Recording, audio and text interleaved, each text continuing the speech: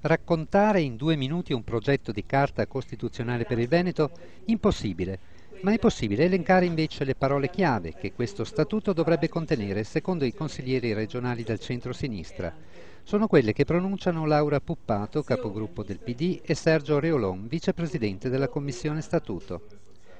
La prima parola è cura dimagrante: contenere i tanti enti della costellazione regionale e contenere anche il numero di consiglieri, con il proposito encomiabile di riservare alla Regione un ruolo di coordinamento più che un centro decisionale. Il che vuol dire essere attentissimi al territorio, capire ciò che serve e farlo in modo tale da poter finanziare gli enti locali affinché avvengano le necessità e si costituiscano quindi le progettualità.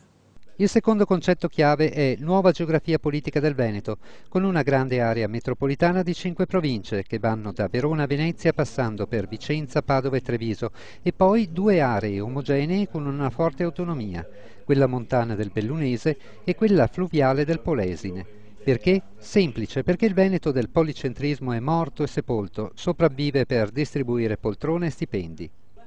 Terza parola chiave: federalismo dei territori invece del federalismo degli enti, che è un bel concetto, tutto da sviluppare e soprattutto tutto da concordare. Ancora radicamento e poi sistema. Cerchiamo di spiegare con una metafora. Il Veneto del futuro dovrebbe avere il cuore del passato, ma l'intelligenza del futuro, facendo lavorare i neuroni come i gangli di un sistema nervoso. Istituzioni, economia, imprese, sindacato, società. Si parla anche di volontariato e ispirazione cristiana. Direi che siamo profondamente convinti che il cristianesimo, più che le radici cristiane, insomma, debba compenetrare tutto lo statuto, soprattutto per il rispetto profondo che si deve alla persona umana.